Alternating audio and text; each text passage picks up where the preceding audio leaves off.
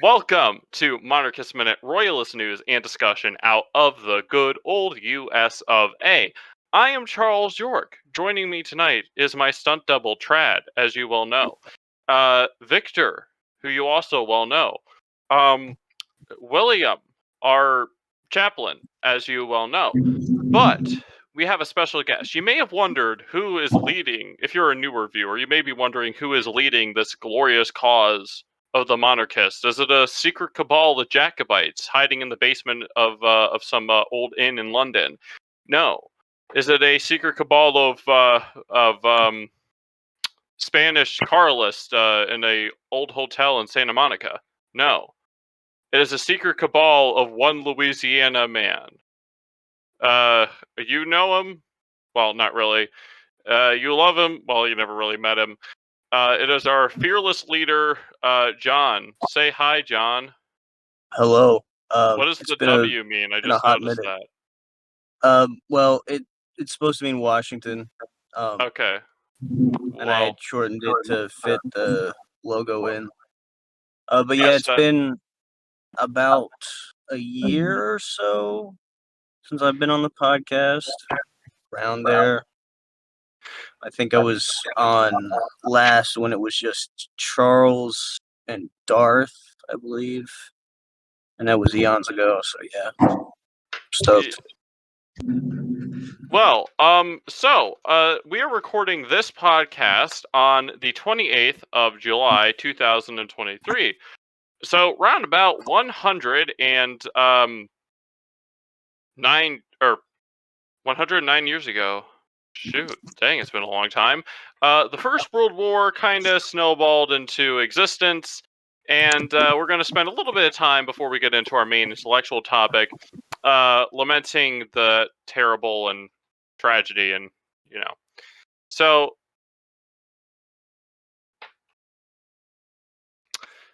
who would like to lead it? Oh, right. Will, do you have In Flanders Field popped up?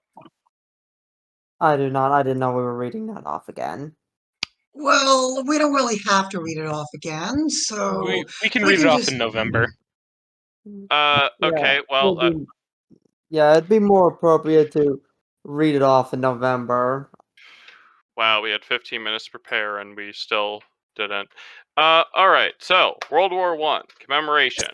I guess, I'll lead off. It's a tragic thing, first and foremost for all the deaths, but also the loss of, I think ultimately the loss of Austria-Hungary was probably the biggest. No, it wasn't. There are so many different things that you can say went wrong with how that war turned out that it's kind of hard to say objectively this is the worst, because it's like, on the one hand, the fall of Austria-Hungary meant that Central Europe was basically, leaderless until, a certain mustachioed man came in and knocked everybody about. And then you can say, like, the fall of the Russian Empire was the worst because, literal communists took over. And then you can say, the French winning because French republics are just the worst. Okay, one of those is not like the other. Speaking of which, we may have a new republic here soon enough because Macron is being Macron. They've been toying with riots and everything for years now. I don't know how he hasn't gotten overthrown yet. It's like the French just can't commit anymore. It's like let's see. Place your bets here and see if it's going to be a communist uprising or a radical democratic uprising. Take your bets. I'm gonna take. It would be a monarchist uprising if the monarchist factions got together and picked somebody. Yeah, that's never between Jean and Louis Alphonse. That's never happening. The French monarchist cause is the exact reason why MOA has yet to actually put forward a candidate for the American throne. Because we look at the French monarchists and we see that the biggest handicap to their movement is they cannot, for the life of them, agree with who the legitimate successor to the throne is even supposed to be. Tis Yeah, truly the ballad of an American monarchist, because we all hold the belief that most people are wrong and therefore we should only have one person in charge. But then we all think we're right. Yeah, most foreign like monarchists are basically, from what I've seen, a lot of them are just pro-restorationists. Like they want, say if it's in Brazil, they want Brazilians back. We don't really have that. We have like monarchism as an ideal and how to get there, and we can learn about like who to restore to the throne or can't really restore. I think Charles Colomb introduced the term like instauration as opposed to restoration. I think we're unique in that way. It's kind of like what the predicament would be for a Swiss monarchist, staging an instauration as opposed to looking to the past, or not looking to the past. We'll look to the past, but looking to what was, say, the German Empire or the Russian Empire, is to bring that back. We are creating kind of a whole new thing, which is unique in monarchist circles. Yeah. While we mentioned Switzerland, I will say I think Switzerland is the only country on the planet. Stop that sentence. Okay. What was he about to say? All countries will be monarchist. Billions and billions of politicians must be forcefully retired. Yeah. The old canton, the old like confederation was just a confederation of different like houses in the beginning. I wanted to go back to that. Okay. Like a princely confederation or something. Yeah, I mean, I'm gonna get flack for this one from our good chaplain, but I think you need to think about it not from where I'm standing, but from where history stands. The Pope should be the king of Switzerland. Now, hear me out. I know that sounds crazy. Actually, I don't disagree, because then it would make more sense for him to have Swiss guards.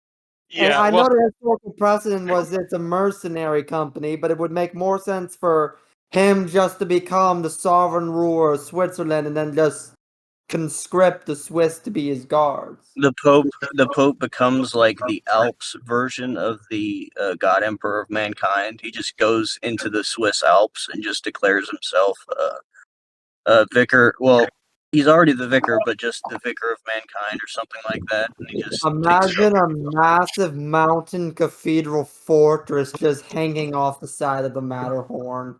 If I ever have the like chance the Imperium of Man. Wait. Yeah. You were saying, Brad? So if I ever have a chance to speak to Pope Francis, I will ask him, please annex Switzerland. Please. Well, I may have the chance to speak to Pope Francis this October, because I will be in Italy. Very nice. Which means he will not be on the podcast. Wow. It will be on. I could always try. Italy. I'd rather go to Italy than be on the podcast, to be perfectly honest. Italy is nice. I mean, could always try and get the Pope on the podcast. Yes. Let us get the Pope. He would be the first actual monarch we've had on the podcast, and I'd be down for it. Honestly, I seriously doubt that His Holiness would be available, because when I am in Rome is probably when the Synod of Synodality is happening. I thought that was happening in 24. Who knows when it's happening? But also, not with that attitude, Victor. Well, I know that answers one question, how that's actually pronounced. I couldn't figure out if it's pronounced synod or synod or synod or synod. Yeah, no, it's synod. No, yeah, we'll just petition Papa Frank to talk about a topic that I'm sure he has no real interest in, given the fact that I don't think he cares too much about his monarchical duties as opposed to his more spiritual duties. Yeah, but also, does he even speak English? Yeah, he does. He speaks very broken, not very broken, but slightly broken English. I forget what country is the Pope from originally? Argentina. He's Argentina. Yeah.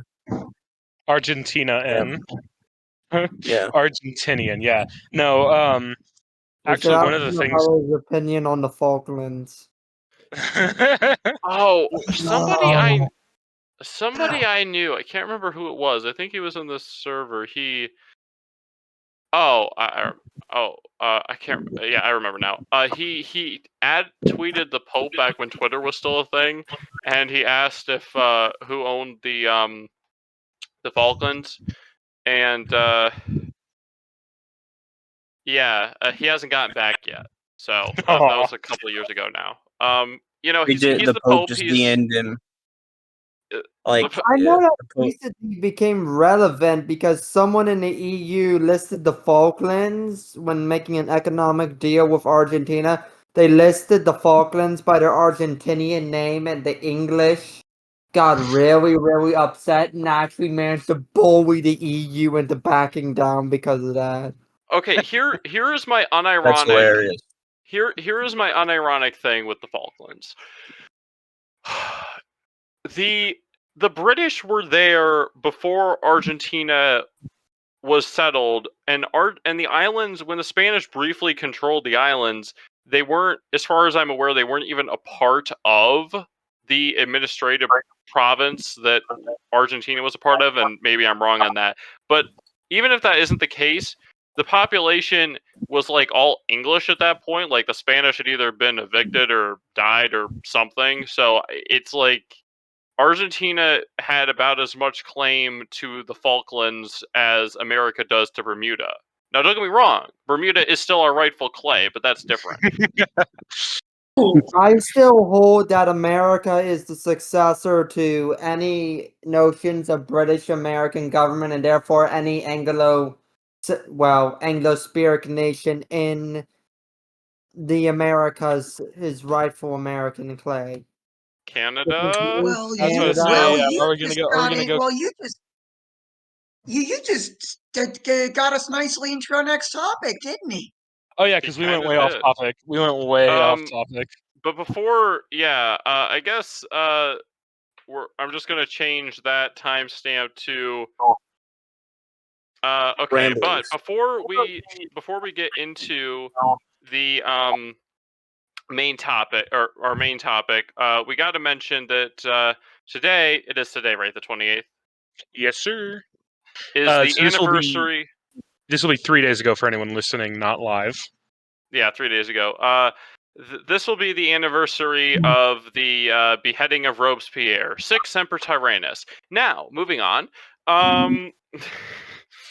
We had something sad to talk about and something celebratory to talk about. Yeah, yes. Don't get me wrong. Okay, I'd rather he, like anybody, desireth not the death of a sinner, but that he be converted and live.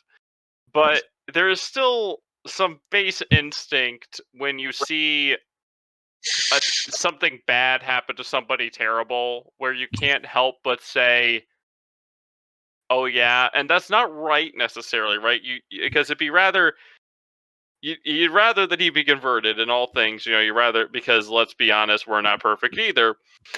But it's still say what Charles is saying is it is a bad thing when people die. It is always a bad thing, especially if they're killed by another person, because people do not have the right to take life, only God does.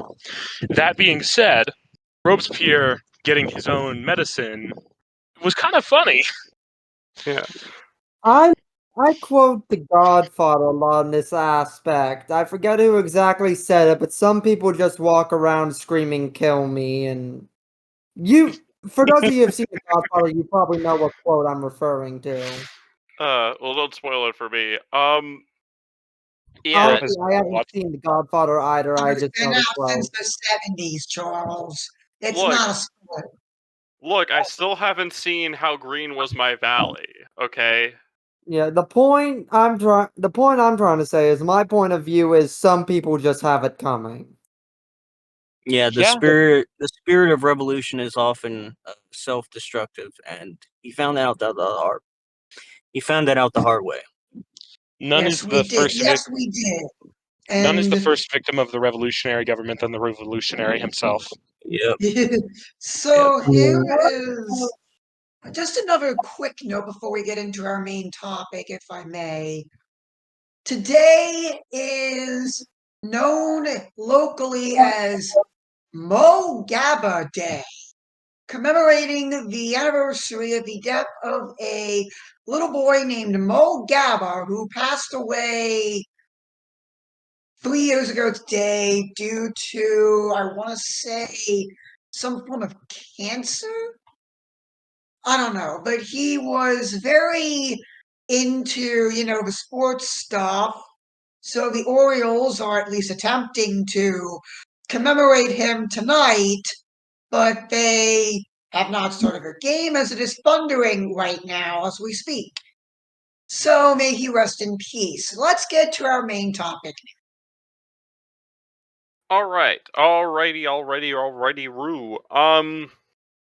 Have I got a brand new topic for you? So, after the glorious, hopefully peaceful counter-revolution, when the heir of the House of Stuart will sit on the throne, everybody here, shut up, and our glorious monarchy is restored, to us, or instaurated.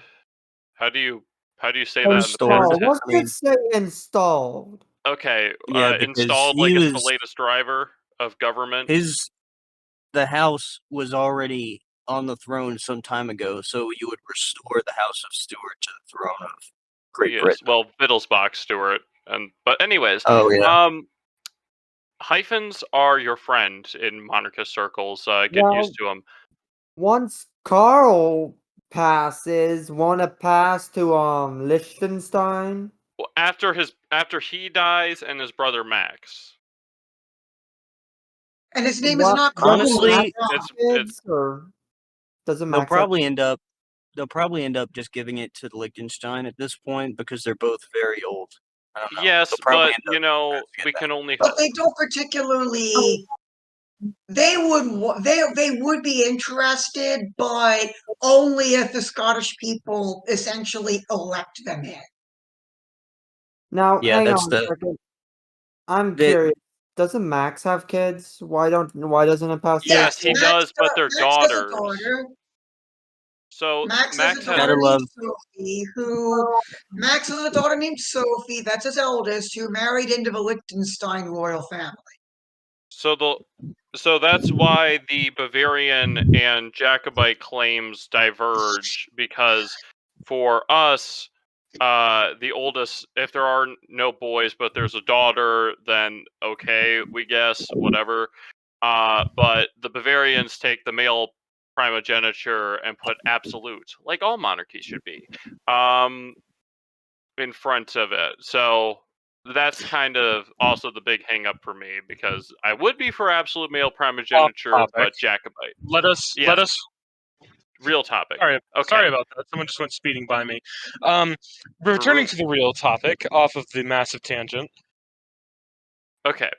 So, once we've had our glorious restoration of the House of Stuart, or if you want to pretend somebody else, then fine.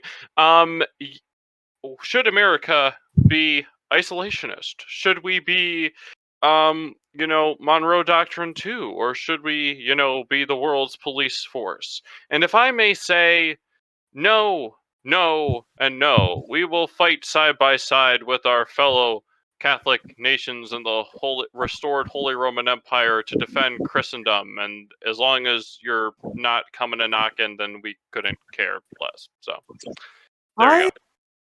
If I may, just go ahead and jump into this. I like the idea of Monroe Doctrine too, but instead of using it to justify us basically acting like garbage to our neighbors, we should use it to actually help our neighbors.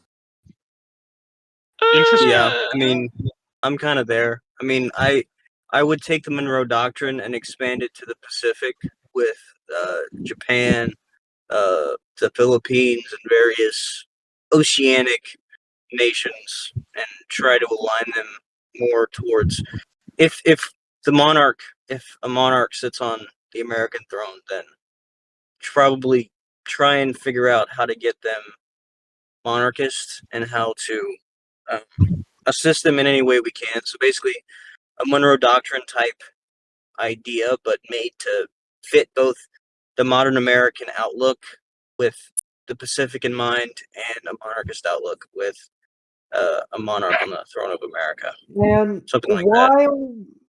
While Emperor Norton might be a little inside joke amongst our community, I do like the idea of the protector of Mexico status.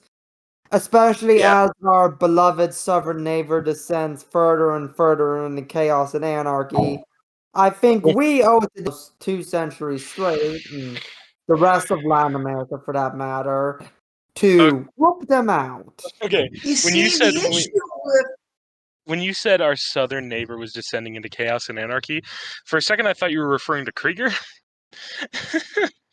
Anyway. I mean, if the shoe fits, lace it up and wear it. I know that Mexico is falling into chaos, but wouldn't taking the Protector of Mexico title be kind of rubbing it in? So, if I may, on the topic of the Protector of Mexico, I'll get to the main topic here in a second, but on the topic of Protector of Mexico, I do not think that we could, at the same time, be protectors of Mexico and also sponsors of Mexican monarchy, because I don't know if you've ever actually looked at Mexican monarchists and their pages and what they believe. A lot of them really, really don't like America. Like, they really don't like us. I've heard that too. But on the main topic, here is my opinion. Once we have our glorious restoration of the House of Bourbon-Parma, we will, in my opinion, I actually don't think any of the three is the best idea. I think it should be more like this. I think it should be mainly autarkic on an economic level. And I think we could do a Monroe Doctrine, but instead of protecting a hemisphere, I think militarily it would make more sense to, like Charles was saying, only assist other Catholic and hopefully monarchist nations, because then it would give people, firstly, it would actually make our ideals align with what we're saying, and secondly, it would coerce, to an extent, people to adopt the doctrines that we believe are going to make the world a better place. But genuinely, autarky should work best for the economy, and then just protecting other nations that share our values. I would mostly agree with that, but I would make the caveat of the Monroe Doctrine being promoting monarchism in the New World and in the Pacific.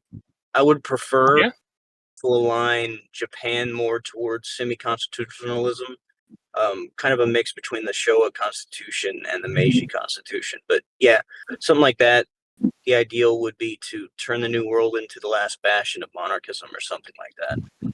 You were saying, William? I will say the one thing that is a must. I'm sorry, Canadian monarchists. I'm sorry to the British Crown. But we must fix the mistakes of 1812, and a US and Canada must be one. Okay. I didn't expect that from you. I don't. No, you didn't know about this? I did not know about You didn't notice about me, John? That I consider the War of 1812 to be the greatest national disgrace in American history? Not because we attacked our sister country, but because we did, and lost miserably? Okay, I have 2 things to say.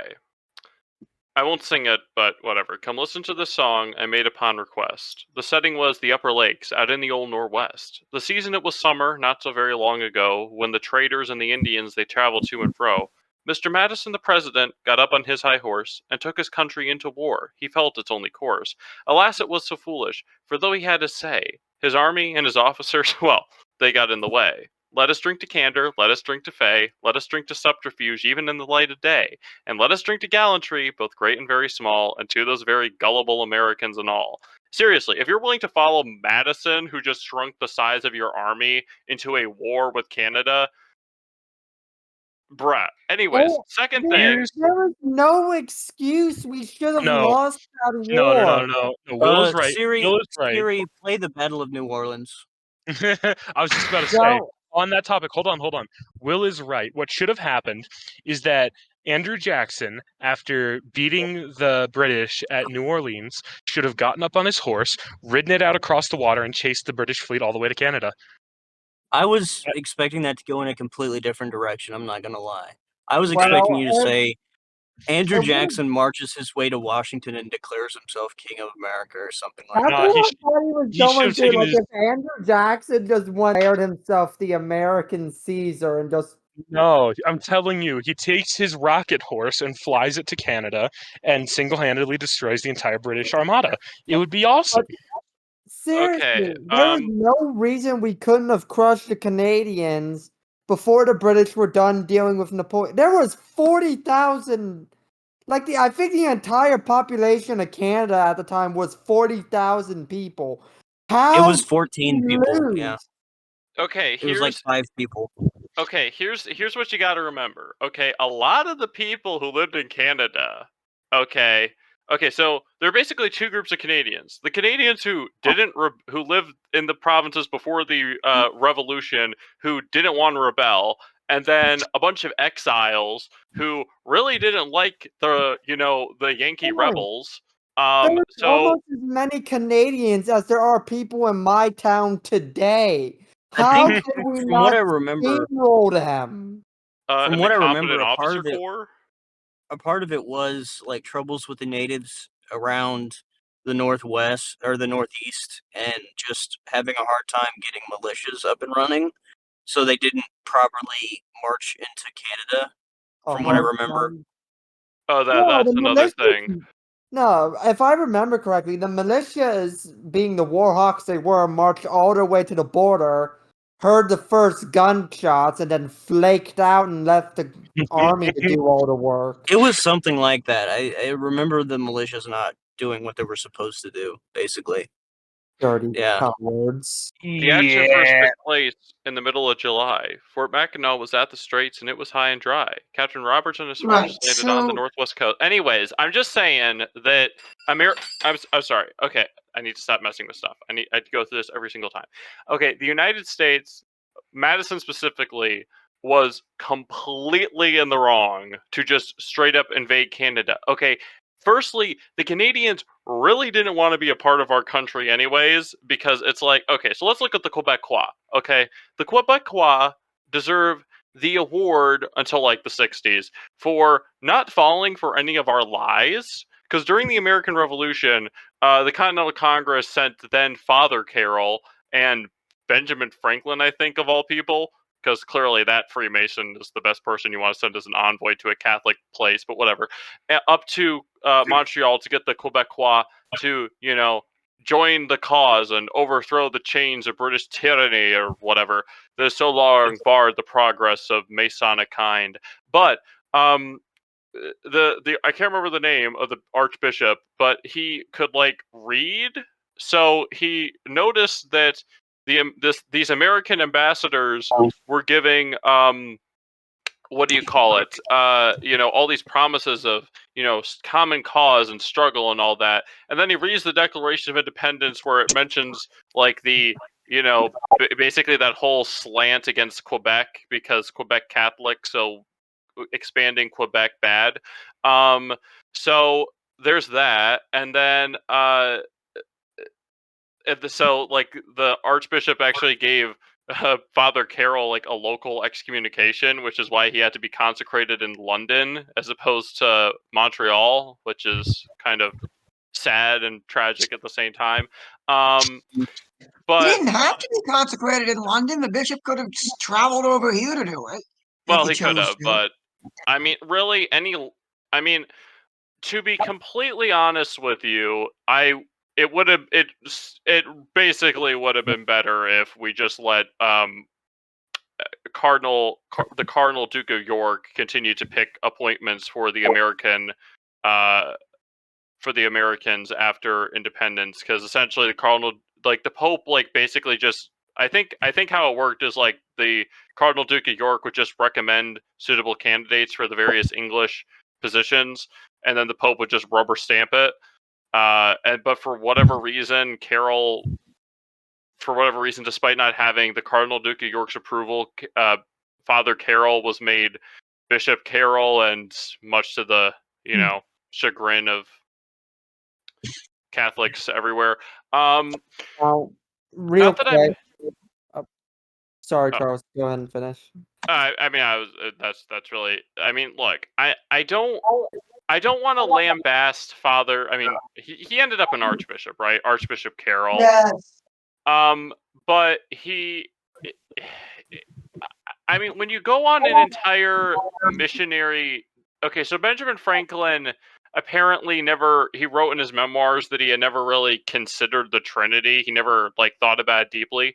So the obvious implication was all those months that Father Carroll and Benjamin Franklin spent together, Father Carroll never mentioned religion once, which is it, that's kind of your job, dude. Before this whole shenaniganery of treason and trying to overthrow the monarchy and all this, your first job is to win souls for Christ. That's going therefore and make disciples of all nations, baptizing them in the name of the Father and of the Son and of the Holy Spirit. I mean, that's your job. That's your job, dude. No. It's how does one bring souls to Christ by overthrowing a monarchy when heaven is a monarchy? Well, I mean, even setting aside politics for one moment, okay? Yeah. It's on the one hand, I look at all the times where priests getting involved in politics has been an absolutely good thing. The priests telling everybody hey, shut up, these policies are liberal and stupid. But the American Catholic hierarchy, time after time, has failed to step up to rise and meet its obligations. Basically, the only time the American hierarchy has seriously done the work it's supposed to is the abortion thing, and that's and the literal wholesale slaughter of infants. Standing up against that is kind of the bare minimum. I'm trying to be. I am trying to be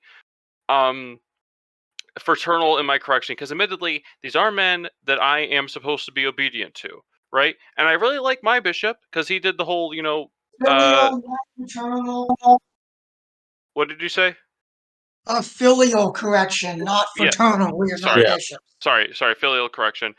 But it's just so frustrating, and this has been a problem with the American hierarchy since Archbishop Carroll, funnily enough, because he was the one who kind of started this whole trend of, well, if we just leave well enough alone, maybe they'll like us. We don't have to try and convert them, and we don't have to try to convert our nation. If we just become like them, they'll come round. And this is a heresy called Americanism, and it's very bad, kids. Okay, we Catholics are okay. Name one time in history where people have converted to a religion or ideology, by that religion or ideology just becoming like them.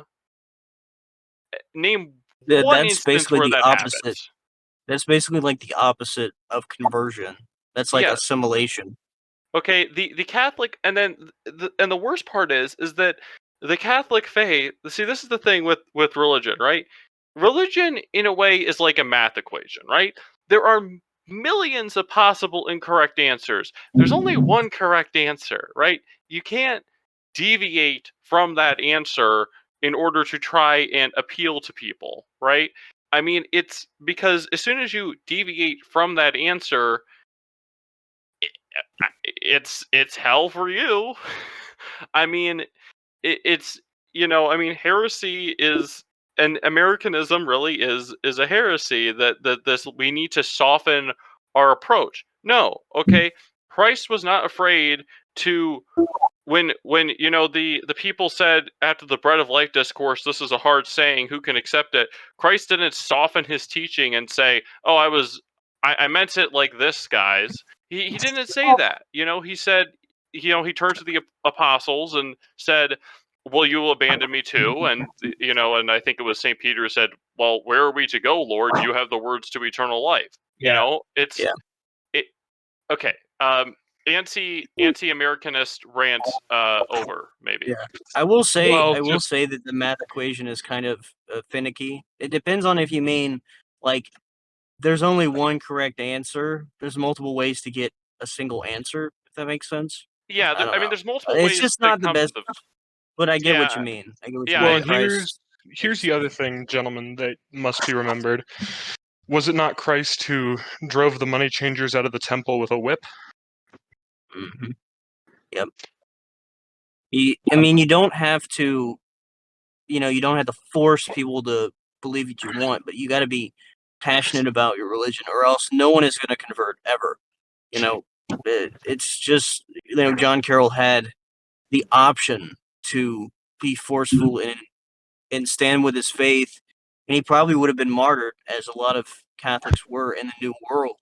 Actually, a lot of Anglicans, a lot of Catholics were killed just outright, or tarred and feathered, or something like that during the times after the American Revolution. And that protection status of Catholics, various Catholics, and more Anglican-minded Protestants within America, they were all targeted, or most of them were targeted. Either that, or they were subjugated into being kind of Americanist. But even if that leads you to being killed for your faith, you got to stand with those guns. And unfortunately, you never know who can actually do that. Martyrs are decided after they make that decision. You never know who is willing to be a martyr or who's not. And I don't think the martyr knows at the end of the day. But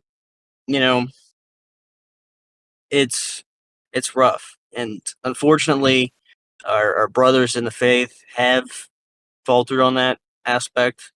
And you don't have to be militant. Well, you do in a way. You can be impassioned about it, but don't be a doormat in a way.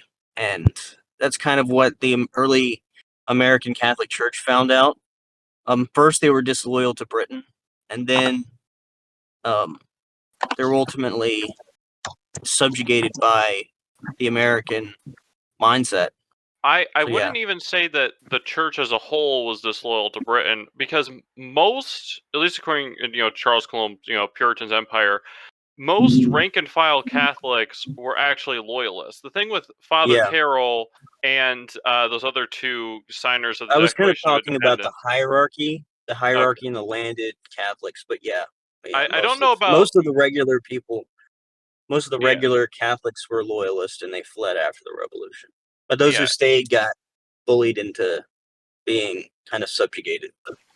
And it's not like the entire history of the American Catholic Church has just been, people falling apart. I mean, we had, Saint Elizabeth Ann Seton, who was actually married to like the Episcopalian bishop or whatever, and then she converted after her husband died. So you have and the French and Spanish. Okay, the French and Spanish, A+. Okay, those missions, good job, guys. Very good job. The Puritan strategy for converting the land is just killing all the non-Puritans. The Spanish and French strategies is converting all the non-Catholics. Much better strategy, in my opinion. How is it that when we teach, colonial history, we're like the Spanish are the bad guys? Well, it's kind of a weird mix. That mainly comes down to smallpox, which frankly they couldn't control. It's kind of a weird mix between disliking the Spanish because they're not Anglo, and disliking the Anglos because because you have a liberal slant. So it's kind of this weird clash between Anglo kind of WASP mentality and kind of a postmodern liberal outlook that all colonialism was bad and everything like that. So not only are you dissing the Spanish, who had an arguably better, kind of an inarguably better way of converting and making colonial subjects Spanish than the English had, you're also spewing like liberal nonsense about how the English were, super terrible, but arguably they were the most terrible among the French and Spanish. But yeah, Can you say Well- projection, Kind of a weird- boys and girls? yeah. Well, honestly, the Spaniards just did it a million times better, and Yeah. I'll make a meme post about this later, but I will not apologize for Hernan Cortés. They integrated the natives into their own structure, which is arguably the best way to go about it. Rather than just killing them outright and pushing them away, they integrated them, which I think is an awesome idea. Yeah, Well, I mean, they integrated them in a way that in modern day is seen as akin to I think the Indian caste system. well, see, this Yeah, is that this is is. the problem, though, right? The various groups got to retain their governmental structure, right? The the the various like local nobility, as the Europeans would call them, were still in place. Everything, like the society itself, like all the good elements of the society or the neutral elements of the society remained the same. It's just that now everything was Catholic, right? Which is which is like, step up, like the Spanish missionaries would use like native dancing to teach the Pueblo Indians about Bibles, to teach the Bible. So that is still a better system than the than our system, where we essentially force the Indians to adopt a republican system of government, completely messing up their tribal system. It's we can't. And this was in the 30s or something. We did this. At least we let the Indians keep their tribal system. We told you don't cross this line. You can't. You're in Happy Hill Reservation now. Don't cross this line, right? But at least you could keep your own stuff. And then we got to the 1930s, like 40 years after the last like serious conflict between the army and the Indians, and then we're like, psych. And of course that's part of the problem, and it's not a 100% fair comparison comparing the colonial strategies of the Anglos with the Spanish and the French and whatnot. Part of the problem is that because of the Reformation, England wasn't as merry as she used to be. England was not a place, a lot of you had to like convince people to go to France, to New France and New Spain, right? Like unless you had like an adventuring spirit, there really wasn't much of incentive to leave France or Spain because life was good. England, on the other hand, with all the religious turmoil of having like 150 different groups of Protestants only agreeing that Catholic's bad, and then the Anglicans can't even agree on that half the time. It wasn't that fun of a place to live. So once you have Puritans, the national happiness index kind of starts.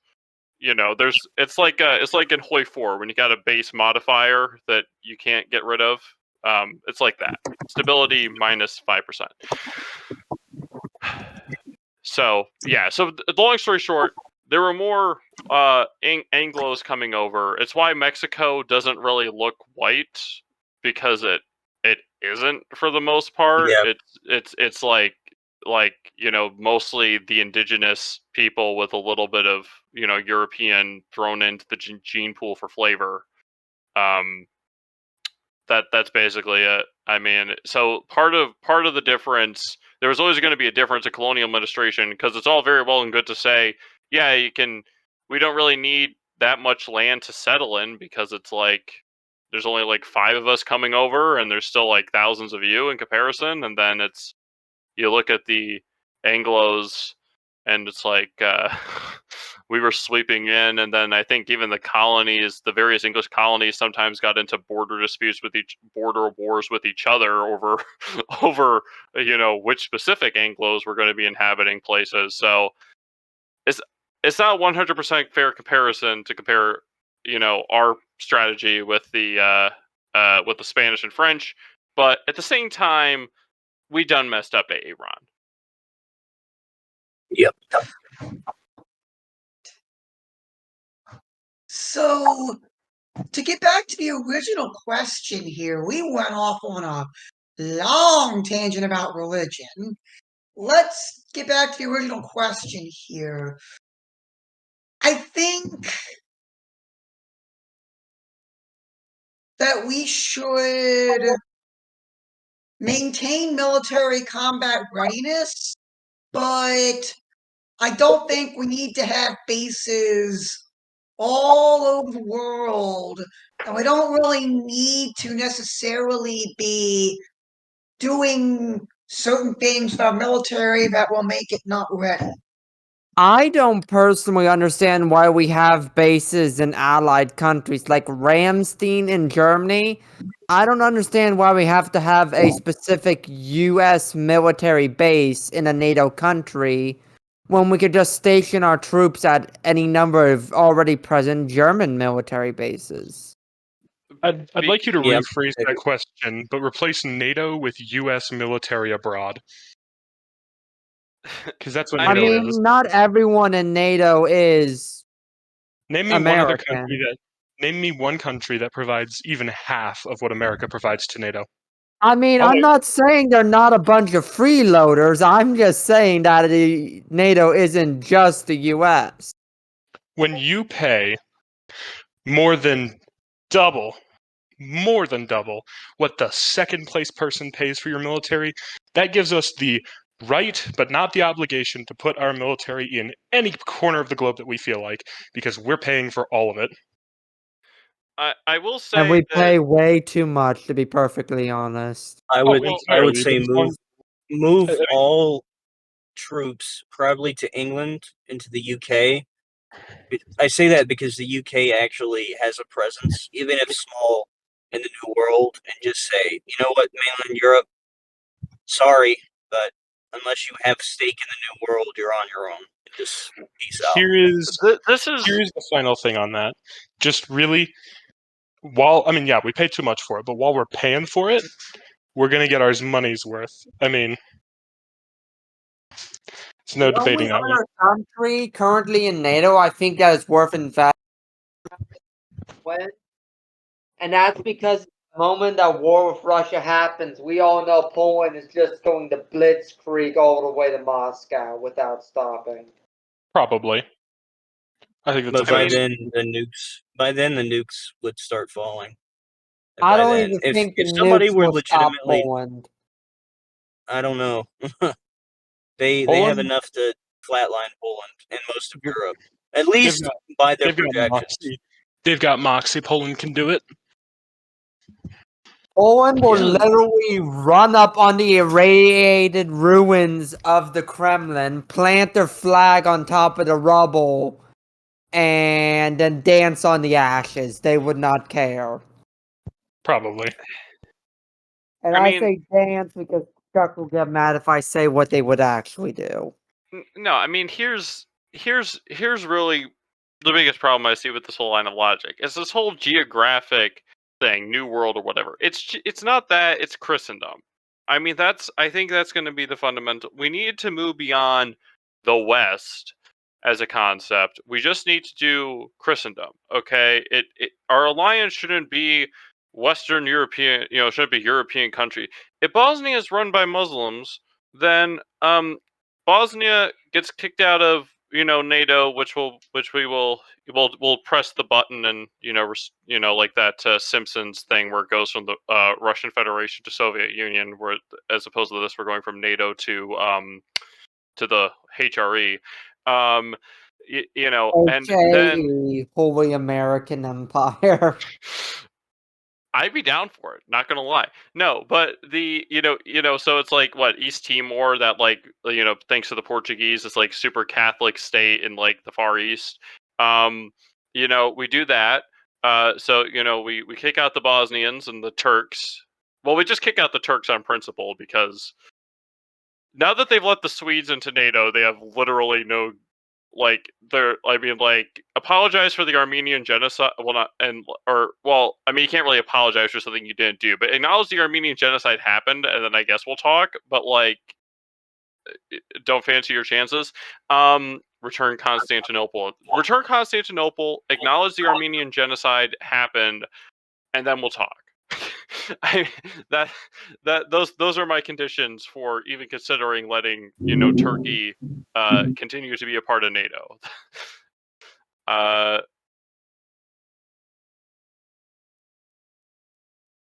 Honestly, at this point, returning Constantinople isn't in the cards because there are more Turks living in Constantinople than there are Greeks in the entirety of Greece. Yeah, I'm not saying it necessarily. Not feasible. Well, and let me just stress, I am joking. There was this whole Turkish strategy that was employed where they took a bunch of people they didn't like and sent them somewhere else. I'm just saying. No, okay. Forced deportations are bad, okay? There is one solution, however. Convert the Turks. That is the optimal solution, but failing that, and the Turks just remain this Muslim pain in Christendom's side for, the end of time. Turks are just a pain. They being Muslim has nothing to do with it. No, I mean there are no. I mean if the Turks were Catholic, they'd be cool bros. Like the 5 Turkish Catholics. I love y'all. You great respect. I mean the guy who shot Pope John Paul II became Catholic, and he was a Turk. I don't know. It's just the entire thing with their foreign policy, the way their government acts, and just the way they act in regards to they're just really belligerent, and I don't like that. Well, I mean, Turkey has been a mess since. I mean, the Ottoman Empire was a terrible. The way you've grown just tells it all. When has Turkey not been a mess? They really haven't. I mean, the Ottoman Empire. It's like I need to stop saying that. Normally, when you have the bad monarchy that predates the republic, you can find ways in which it's still obviously it would have obviously been better to live under for Catholics than it would have been under the republic, like Qing China. Okay, restored the Qing. I'm just saying, right? The Qing had just reached a concordat with the papal, the Pope, for the allowing of Chinese missionaries, and everything was going to be smooth sailing. And then what's his face decides to overthrow the Chinese government and then plunge China into this stupid Republican and warlord era that ultimately ended up with the literal communists taking over. Great plan, guys. So his name would be Chiang Kai-shek, by the way. Okay, Chiang Kai-shek. Okay, with the Ottomans, it's like I can't. The only times they ever let Catholics alone, or Christians in general, was basically when they couldn't be bothered, with Lebanon. They're like, okay, you can be self-governing, I guess, because we don't want to have to come up in the mountains and shoot you all. Which is why Lebanon is Catholic to this very day. Well, just because the Lebanese are just based that's basically. I got that. That's actually the closest Eastern church we have here is a Maronite Catholic church, but it's just I cannot stress enough how terrible the Ottoman system was. And I'm not saying this thinking that the Turks as a people are inherently flawed or whatever. Like I said, The ones who are Catholic, love you guys, great guys. Convert the rest of your country. But Islam is just this sick perversion of all that is decent and whatnot, where it cannot help but look at the true version of everything it stands for and wish to destroy it. It is like Islam is just a mental pathogen. It's like, ugh. The biggest thing I always wondered looking back on the history of Turkish government, especially during the Ottoman Empire, is how they managed to last as long as they did. Knowing that, like, literally every time a sultan would die, there would immediately be a civil war between the sons to figure out who's going to get it because of their stupid succession policies.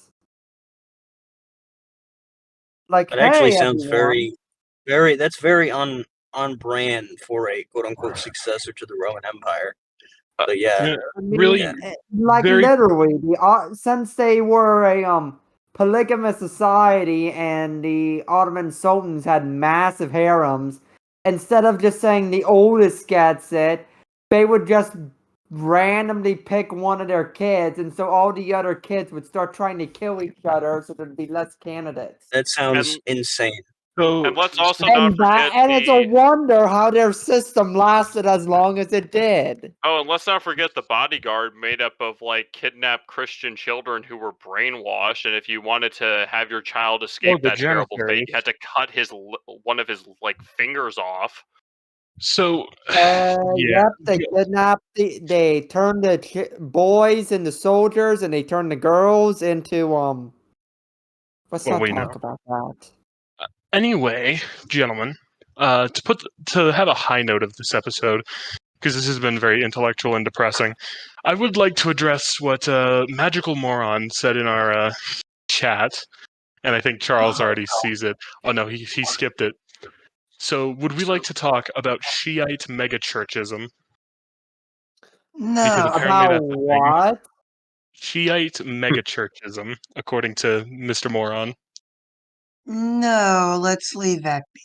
I it's kind of sickening, and like I want to know more sense, but I don't think I do. Wait, so mega churches aren't just a Christian phenomenon then? Oh, we'll have to have Moron explain one of those sometime. No, he gets the unique pleasure of living like right across the street from Joel Osteen's biggest megachurch. Pray his soul. Oh, The dude. concept of a mega church just baffles me. Like, I might be a Protestant from an evangelical tradition, but the idea of going to a giant, like, amphitheater to hear some charismatic go on about why he thinks he's right about God is just why. May I request that on the 12th of December we have a make fun of Joel Osteen and the like episode? Or whenever the closest time is to that. Because I we can just do need a that. whole episode of it. I would tell everyone my opinion on what's his face, the one that looks like he's possessed by a demon. You're gonna have to be Which more specific. one? You have no idea how little that narrows it down. Like, I forget his name. He's one of the older ones, and he has this really crazy smile on his face. Billy Graham? Franklin Graham? No, not any of the Grahams. Gary I give up. Busey. He's the one that tried to blow coronavirus away. Like, he literally breathed into the microphone and tried to blow COVID away. See, you're making it That is less. an A+ strat. You're making it more specific yet more confusing at the same time. I can't remember the dude's name. Never mind, it's not important. I wonder who Jesus this Christ. gem of a person is. Hang on a second, let me look it up. Famous televangelist. Oh, televangelists. You see, God won't let you go to heaven unless you buy me a yacht. Kenneth what's Copeland. that point? That's the dude. The entire Book of Job. Wait, do you guys have the Book of Job? Yes, of course we have the Book of Job. Okay. Well, we don't know. Yeah, we don't know how. I mean, You have for the all Book of we know, you're Maccabees? going to cut out Exodus next. I mean, I don't know. Actually, I'm I think pretty sure there are Exodus was probably the some. first book of the Bible I read all the way. Well, it was on a Protestant Bible, but I didn't know that, so that doesn't count. So, but if it did, Exodus would have been the first book of the Bible I read all the way through by myself. So that's write that down on your stalker sheet or something for all the facts about me or something. We have Or don't stalker stalk sheets me. for you. Yeah. Yeah, there's a team of federal agents outside of your house in an ice cream truck. Okay, I will say, federal agents, if you are going to raid my house, don't break down the door we just had it replaced. Knock and I will open it for you. Okay? if my capture is inevitable, there is no need to cause property damage. I'm just saying. Like, I know you're gonna like eminent domain my house and use it for like nuclear range testing anyways, but come on. I thought you were gonna say, don't break my trains. Oh, that too. Like one of mine. Okay, I'm not gonna get it. I'm actually not gonna get into it. I'm not gonna. Okay, I'll Good pent up my self-control. rage for another time. Good self-control. Do we have any other topics we'd wish to speak on? Has No. anyone been to Dolly World recently? To where? To Dolly World? Oh, like Dolly Parton? No. Yeah. Oh, I'm going to Branson soon. No. Heck yeah. Dolly Parton will never die. Never. She's inevitable. She lives forever. It's She's the the country power music's of version of silicone. Mr. House. She is. No, really, the female country music star version. Yeah. They're gonna strap her to a what is that, a respirator? And like she's going to live for 300 years. Dude, Mr. House, but with Dolly Parton's voice, that would be so funny. Who would we allow to live for 300 years if we had to pick one person in America today? I would In pick America? nobody. Oh no. In America. So we wait for. I'll answer that question I have the correct when Edward answer. Habsburg makes his next trip. I have Because the you said correct in answer. America, not American citizen. I have a correct answer already. Weird Al. Fair. That is the only correct answer. And on that bombshell, Charles. All right. We only had 3 removes. You did good today, except Will. All right. If you would like to join us live for Monarchist Minute, then you can hop on our Discord. Link in the description below. If you would like to celebrate our new background, which I didn't completely forget about, but Camilla popped in, so it reminds me, then you can hop on our Discord and thank Camilla. Link in the description below. If you would like to berate me for accidentally wiping my entire D drive because I thought it was the new 2 terabyte SSD and losing precious mementos of Monarchists of America lore, then you can berate me on Discord. Link in the description below. Oh, You've said that we get to already. plug X. Okay. No, we're not calling it that. Stop. I know we're not, but it's so because like on dark mode, like did anyone like proofread that on dark mode? It's like the X is like not contrast, like the shade of gray that the X logo is like not contrasting with like the dark Why mode did you change it to X? Like what because it's exactly? the everything app now. Because it's going to be banking and video sharing and okay, but I will say, okay, Elon needs to he needs to buy the other 25 .coms, right? Like A.com, B.com, and have the complete set. So long as the complete set is in the hands of one person. Wait a minute. Does that mean he becomes Alphabet Inc.? For Do-do-do-do-do-do. those Anyway, of you who don't get the joke, Alphabet Inc., of course, is the parent company that owns Google. Oh, okay, that's even funnier. Actually, if I you love want, super we're wrapping up. corporations.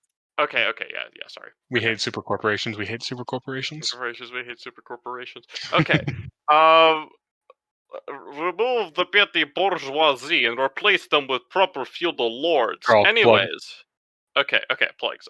So if you would like to follow us on not Twitter, then you can do that by clicking the link in the description below.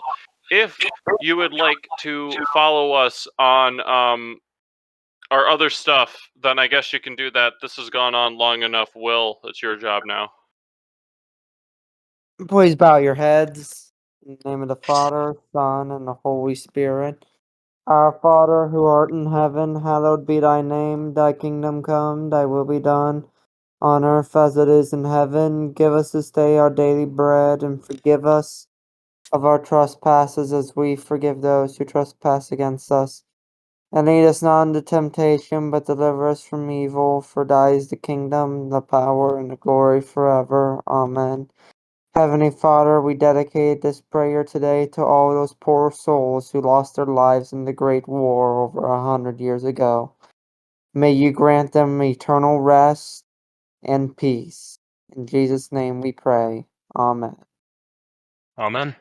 Amen. Amen.